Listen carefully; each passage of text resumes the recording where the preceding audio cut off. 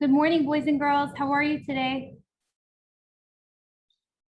You guys can put your camera, like you can put your camera on for this session. It's fine.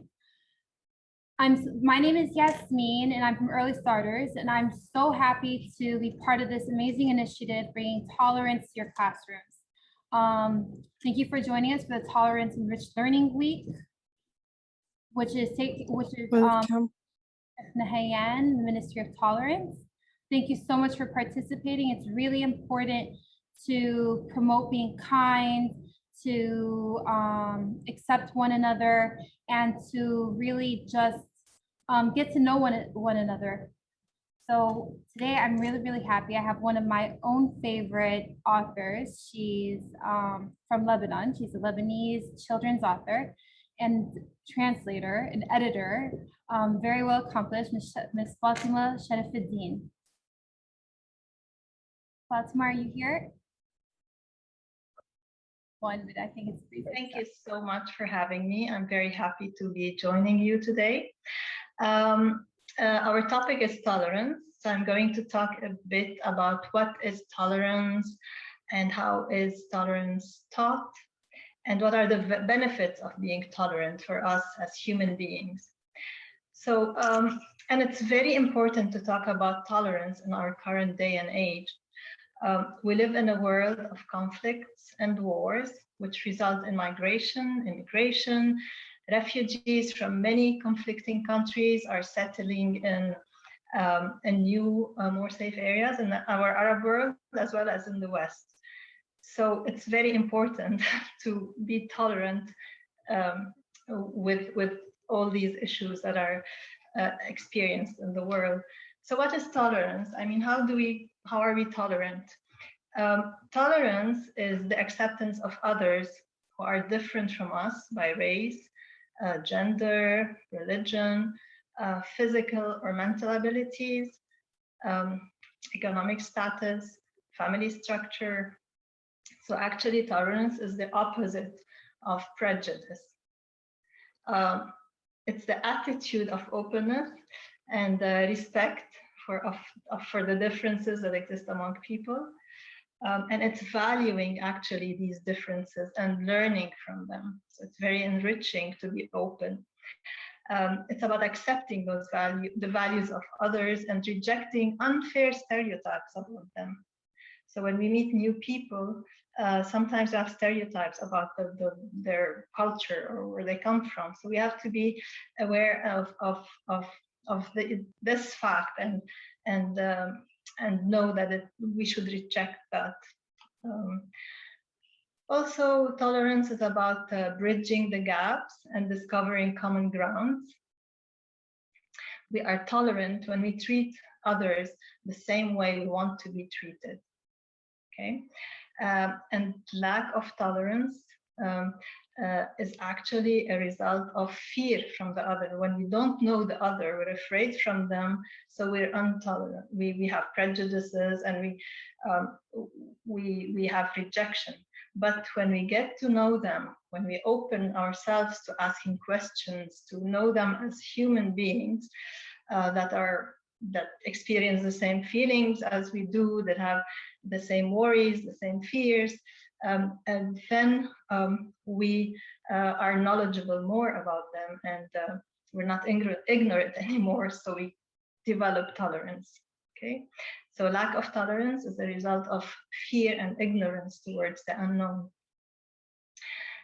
Besides, it's very important to be aware of the fact that words have power. They can destroy and they can build. We can choose to use this force constructively with words of encouragement, or destructively with words of despair. And I'm talking about teachers with their students, parents with their kids, friends, each other, people towards minorities. So we have to understand how important our words are, how important the labels we give these people, and how we address them. So words have the energy and power with the ability to help, to heal, to hinder, to hurt, to harm, to humiliate, to humble. So we have to be very aware of that. But tolerance does not mean we have to be tolerant of all that all behaviors of others should be tolerated.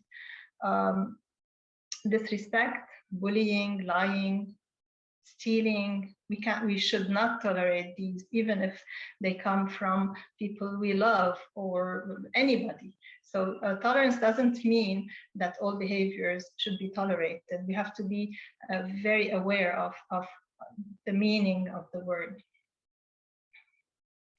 So my second point is, how is tolerance taught? From a very young age, children observe the behavior of people around them, basically the parents, and they imitate these behaviors.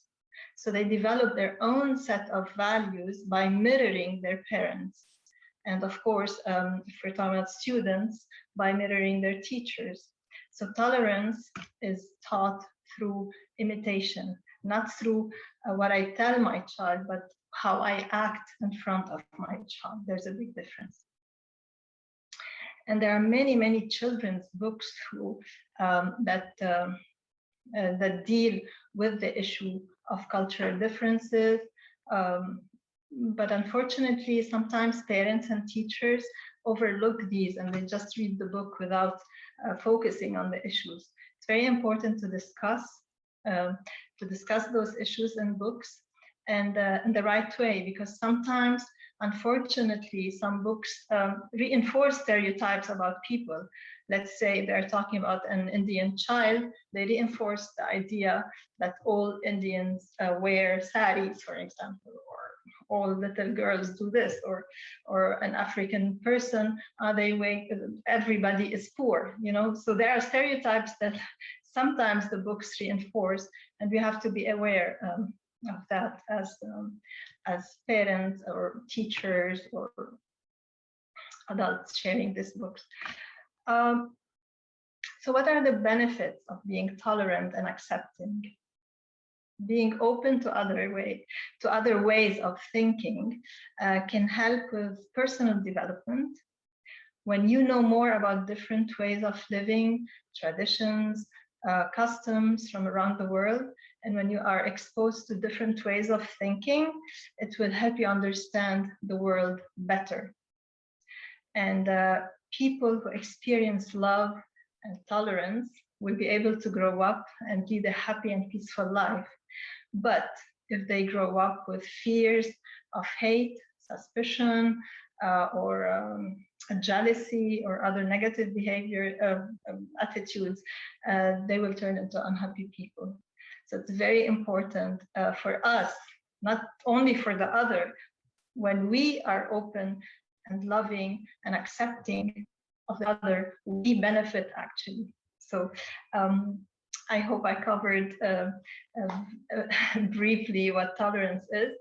And as a writer, I have written several books that deal with social psychological issues, and of course deal with the idea of bullying and how important accepting the other is. One of them is a book about a girl who is overweight and she's bullied at school and not accepted even by good friends around her, close friends around her. So she decides to show them that she can be beautiful like them, and she decides to lose weight, and then she loses control. And at some point she becomes anorexic, which is a very dangerous eating disorder disease, but she doesn't know, and she loses control, and she gets to the point of being hospitalized and on the verge of being incubated, but then she knows that she has to help herself. And at the end, she realizes that the only way for her to be healed is to accept herself, actually to be tolerant of herself and love herself the way she is. Another book, okay, so this is the book, Etisalat Mila. We can read some excerpts from it if there's time. A second young adult book that deals with also bullying and peer pressure is Ghady and Rawan. And in this book, the main character is bullied, but when he tries to stand for himself and refuse negative behaviors of peer pressures, he gets into trouble. But then at the end, he does the right choice, and that leads to the punishment of the bullies. So I don't know why I always choose difficult topics to write about, but I think when I do, I open the floor for discussion. And for instance, when I share these books in schools, when I meet young adults who have read them and we discuss them, I discover how much we need to open the floor to such topics with young adults. Because if you're going through, you are a young adult who's going through a difficulty and you think you're the only one suffering. I have a third book, young adult book about domestic violence.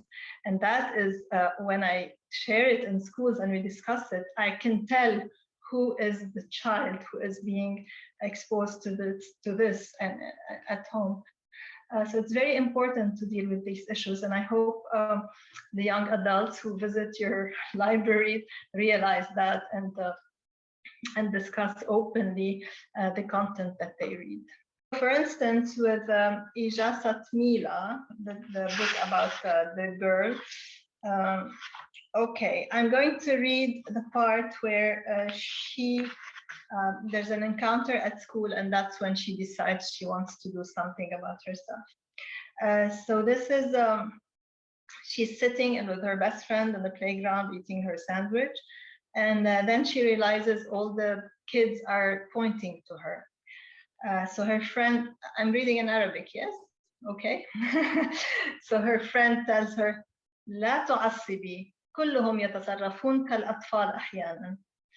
ماذا تقصدين؟ تسأل ميلا وهي تخرج هاتفها من جيبها الخلفي قبل أن يتسنى لها فتحه. تجيب ميسون: لا أعرف ما مشكلتها بالضبط. هي لا تعرف ما معنى الصداقة وحتى الزمالة والتكاتف بين البنات ضد سخف الصبيان. حتى الآن لم أفهم شيء، تقول ميلا. قولي لي ما في الأمر.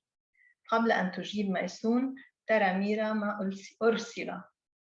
هن عندهم واتساب جروب الأولاد يعني the teenagers. One of the students sent like a group email WhatsApp صورة لورقة مرسوم عليها قلب ومكتوب فيها: أمين، أنت تعجبني منذ اليوم الأول الذي التقيتك به. كل ما أتمناه في الحياة هو أن نتزوج في يوم ما ونعيش معا إلى الأبد. ميلا الجميلة. ماذا؟ تصرخ ميلا وهي تفز واقفة غير مصدقة ما تراه. تفسر لها ميسون وهي تلم عن الأرض نظارتها التي وقعت من انفعالها. تارا وسحر تحدثا شيرين أن تكتب ورقة تصورها وترسلها للجميع، ثم تدسها بين دفاتر أمين فيها الكلام الذي رأيته في الواتساب. ماذا؟ تصرخ ميلا مرة ثانية. هل فقدتم صوابكم كلكم وأنت سكتت عن الموضوع؟ لم توقفي هذه الشريرة قبل فعلتها؟ روقي، لم أعرف إلا بعد ما حصل الأمر. ممكن أن نصلح الموقف. لا تنتظر ميلا انتهاء ميسون من كلامها. لا تجد نفسها إلا راقدة نحو شيرين بأقصى ما فيها من سرعة. تمسكها من ياقة قميصها بقبضة حديدية لم تكن تعرف أنها تمتلكها. ترفع يدها الأخرى تريد صفعها. حقودة، شريرة، من تظنين نفسك؟ تصيح ميلا بكل عزمها. مجنون هذه، تقول تارا وهي تمسك ميلا من زندها لإبعادها عن شيرين. اتركيني يا مختلة، تصرخ شيرين بينما تحاول دفع ميلا عنها. لكن كل قوة ميلا مصبوبة في قبضتها على ياقة شيرين. تتدافع البنتان إلى أن تقعا معا وتبدأان بالتعارك بالأيادي باللبيط والخبيط. خلال دقائق يتجمع العديد من التلامذة حولهما. تلمح ميلا أمين من بعيد، لم يقترب، لكنه حتما يرى ما يجري. ميسون فوقها تحاول أن تبعدها، وتارة تساعد شيرين في الإفلات. أنت مؤذية سيئة حقودة، تصيح ميلا. دب بقرة قومي عني فطستيني، تقول شيرين وهي تنسحب من تحت جسد ميلا المرمي فوقها. ما أن تسمع ميلا هذه الكلمات حتى تتلاشى قواها. دبة بقرة، تتردد الكلمات في رأسها كالصدى، بينما كل الشعور المر الذي عانت منه لسنوات يعود إليها. تجلس جانبا وصور وأصوات من طفولتها تلمع في رأسها وأمام عينيها. دبة، طشطش، بالون، بقرة، أربع عيون، فجعانة، جميلة الهبيلة. هذه فقط بعض كلمات كانت تنعت بها في صفوف الابتدائية. تتذكر شعورها حينها. كانت ترى نفسها قبيحة وتشعر أنها غير محبوبة. لم تكن تخبر أحدا عن هذه التسميات المؤذية والتنمر المتواصل، لأن الأمر كان يحرجها. أساساً أمها كانت أيضاً تعلق على سمنتها وتوبخها باستمرار. كلما رأتها تكثر من الأكل. هذه المعاملة القاسية جعلت ميلا تفكر أن الأطفال كانوا على حق. كانت تشعر أنهم يعاملونها على هذا النحو لأنها لا تستحق غير ذلك، بما أنها قبيحة. صارت ميلا الطفلة تكره ذاتها. هون بلش الأمر يضيقها لدرجة أنه قرر إنجليش اوكي. بلش الامر يضيقها لدرجه انه قررت تعمل شيء بالموضوع. بالفصل اللي من بعده بنشوف انه بتقرر توقف اكل كليا. بتجرب يعني تدريجيا لحد ما توصل للانوركسيا. Okay, everybody thinks writing for children and young adults is easy. You just have an idea and write about it. It's not that easy. I mean, writing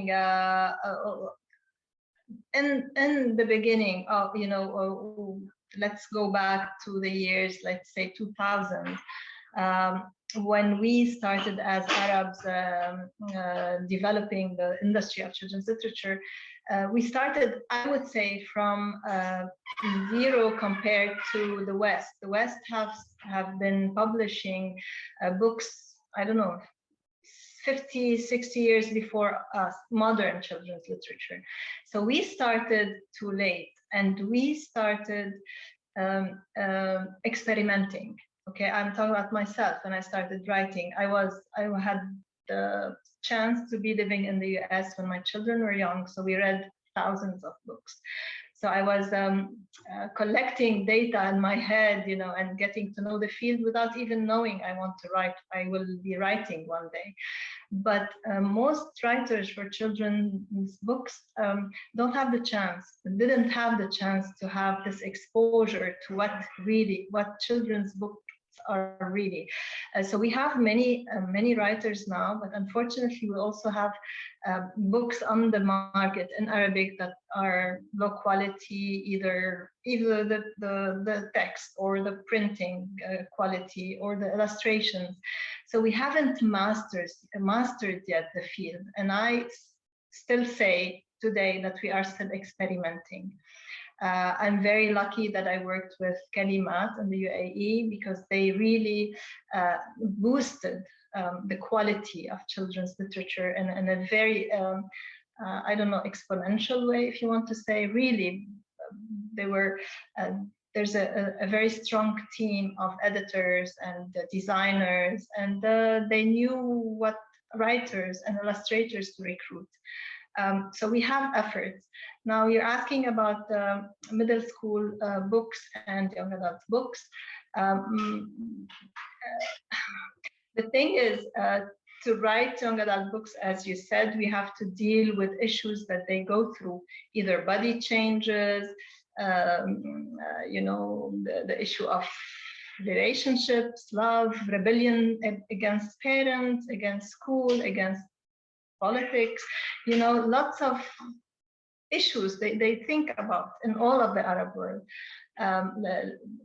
But you can't write about these. I mean, we have, I don't want to call them taboos. We have limits. I mean, I self-censor myself, and that's not good, but I have to do it because the publisher won't publish anything that's not sellable in schools. Every time I have some content that's a bit, avant-gardiste, they tell me, okay, let's remove this because the schools won't like it. Okay, we remove it. So then you get a bit discouraged, yeah. And then for middle school, I think it's very tricky to write for this age group. I wrote a few books, but I can't do everything by myself. But there are some great writers like Ghady in Jordan. She writes books for this age group, which are really fantastic. But still, most of the writers in the Arab world are focusing on picture books because for them it's easy, few words, and we get it published. The young adult books and the middle school books need a lot of work. I mean, Etisalat Mila took me 3 years to finish. So between research and developing the world of the story, it takes a lot of time, and it's not rewarding financially. You work for so long to produce this novel, and you hardly get anything from it. But it shouldn't be our purpose as writers. Bainama, if you publish a children's book, you can publish 5 a year, 7, 10 a year, and that's more profitable. So I think that's why, in my opinion, maybe I'm wrong, but in my opinion, writers for children, they want quick result, quick production. So picture books are the easiest for them. Well, this is the book Ghady and Rawan. In one of my picture books, I deal with the topic of autism. And when I chose to write about this topic, it was at the time, I think 10 years ago, maybe more. It was at a time where the topic was hot, and everybody was talking about autism and special schools for autistic children, and how we have to be tolerant and how to deal with this issue. So that's why I also did my research and I wrote about it. And I don't know anybody in my immediate entourage that has autism, but to write about it, I have to make it personal. So I did a bit of research, and I discovered that a friend of mine who was in my 5th grade school has a child who's autistic, and she lives in Florida. So I searched for her, got in touch, called her, and we had a long conversation, and she told me everything about, as a parent dealing with this issue, plus the other research I did, and I could write about it. And I choose to write about these topics because I think someone has to. Of course, we have to write fun books, and I have lots of silly books with rhyming text, books that just make you laugh, books that make you cry. So I have many books that are silly and nonsense, if you want. But I also think, in addition to that, we should deal with serious social, psychological issues, because someone has to talk about it and raise awareness among children. When you're a 6-year-old and your teacher or your parent reads you a story about autistic, you will ask question: what is autism? Why is this child acting this way? Not only autism, but any other difference, if you want. Whether a physical disability, mental disability. So we have to, because otherwise children, how would they know about these things if we don't read to them well-researched books about the topic? when I do my research, I work on different sources. And when I write about a child, I put myself in the shoes of this child, and I become a child writing about the child. And if I'm writing, let's say, about an I don't know, an African little girl, I want to put my shoes in her. I put myself in her place and see the world from her eyes. And if she doesn't want everybody to think that she is poor, barefoot, she goes fetches water, then I don't do that. So I put myself in her place. I do the research about the actual life, but I do it from different perspectives. If I can interview people who know about the topic, I do. I read about it. I get my info from social media, from Wikipedia, from other websites. So I have multiple resources to come up with a story. And because I'm aware of stereotyping, I can avoid it. And I would tell young readers and young adults that reading opens your mind. I mean, reading is like when you do exercise, you build your muscles. When you read, you open your brain. It's exercise for your brain, and that's very important because you know more about the world. You become more successful in your life when you read about different topics. When you are sitting in a social gathering and a topic comes up and you know nothing about it, it's okay. But if you know, then you can participate and you can become more engaged socially and culturally, and you develop as a person more. I mean, I'm sure you guys who are readers know what I'm talking about, and you guys who are non-readers know what I'm talking about. So it's very important to read. And I would say I know that now, because of the social media and the fast internet information, people ignore the paper book and get all what they want. If they have an assignment to read a book at school, they go watch the film, or they read a summary online, or but they're not helping themselves. I mean, reading really builds new connections and neurons of the brain. It opens your mind and your soul also. You become more understanding of the world. You become more tolerant of the different cultures. So it's really it's like eating and drinking. You have to do it every day. It's based on a true story that happened with my child in a school in Europe. And I had to write about it because in real life he did the right thing. And I wanted to show to other kids that you can do the right thing when you're bullied at school, regardless of what the issue was about bullying. Peer pressure is really destructive. Sometimes, I mean, I'm sure you have read that it leads, bullying leads to suicide. I mean, it has happened in the West and I don't know, all over the world. So bullying is very, very dangerous if the bullied has a weak personality, if he's doesn't have any support, if he doesn't know how to deal with it, how to go to an adult and to change the situation. So it's very important to write about these things, and peer pressure exists everywhere. And in this book, the main character decides to confront them, but then that even escalated the bullying and the peer pressure. And that at that point, the child decided to refuse to go to an adult at school to report what's happening.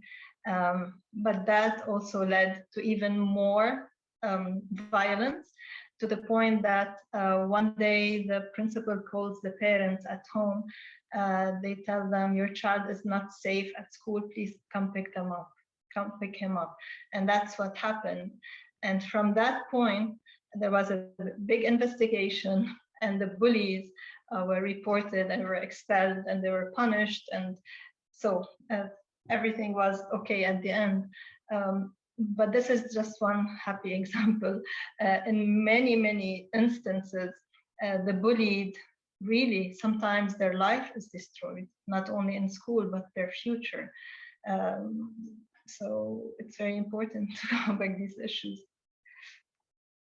I was talking before about the US, how metropolitan is the life here from my experience, but also in the current time, I believe the UAE is taking that role now in the Arab world and in the world in general. And I realized that from when I visit schools, now it's virtually in the UAE. I mean, I have to speak in English because I read my book in Arabic, but I have to translate it to English to reach all of the kids in the classrooms. And I realized that there is a lot of tolerance among these children. And when I was visiting in real life, the UAE, I would be in a classroom and there is, I don't know, 10 nationalities, and everybody is harmoniously living together and reading to, you know, there's the British guy, and there's the Indian guy, and there's the African guy, and there's the Emirati, and the Lebanese, and the Syrian, and the Iraqi. I mean, it's really, and what struck me when I was looking at, you know, reading to these kids, that they're all happily living together. From the outside, I didn't see any intolerance, any bullying, and that's impressive. And I think the schools are doing a great job, and meetings like this, I think, will also is a proof of how open-minded the city, the country is becoming. Well, I'm always fascinated about where you've lived. So can you tell us about like your background, a little bit about yourself? I lived the first 6 years of my life in Africa, in West Africa. My parents took me there and they had to work. And then we came back to Lebanon, and that's when the civil war started. So I lived all my childhood and adult life in Lebanon with the civil war.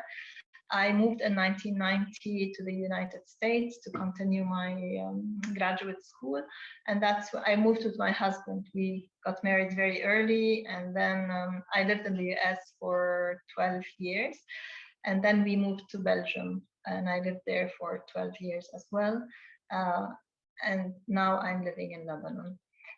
So I came back to Lebanon because the minute I left Lebanon, I knew that every day I'm not there, it's temporary. I'm always returning. So when my kids were grown up and they went to university, I said, okay, that's it, I can go back. So my husband now lives in Paris.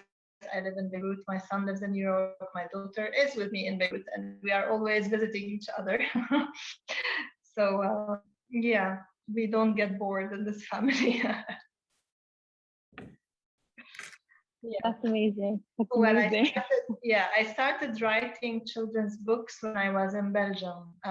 When I moved from the US in 2002 or 3, I decided, in the US I was teaching Arabic as a second language in Rice University in Houston. And I wanted to be in the same field when I moved to Belgium, but I didn't find a job. So I started taking art classes, sculpting, painting, but I wasn't that talented in visual arts, and I love to write. So I started writing stories and reading them to my children, or to my husband, and they would tell me, oh, these are nice, why don't you publish them? And that it was like I was having fun. So the first 4 books I published, it was in Lebanon with Asala, and I was playing, you know, I have nothing to do, I'm writing. But because I have read so many books, and my field of studies is early childhood education, and focus on, and master's degree on focusing on children's literature and modern Arabic literature. So the background was already in structure, and that's why when I started writing, it was, just came out. And when my first 4 books were published at the same time, they were a big success, and the publisher told me, yes, we want more, we want more. And it was like if you had shaken a can of Pepsi and opened it and everything came out. That's how I started writing. I was very, very غزيرة. I wrote a lot of books, and that's just because I was always here, and it came out. I found the way how to express myself, and every book I write, I'm dealing with my own issues psychologically and socially, and so it's really self-healing for me. So I started with Asala, but then I worked with Kalimat, and now I'm working with Al-Saqi in Lebanon, Al-Saqi, and several other publishers. So now I have over 140 books between young adult books and children's books. Yes. That's amazing. What would you say is your favorite? I know it's hard to put a favorite, but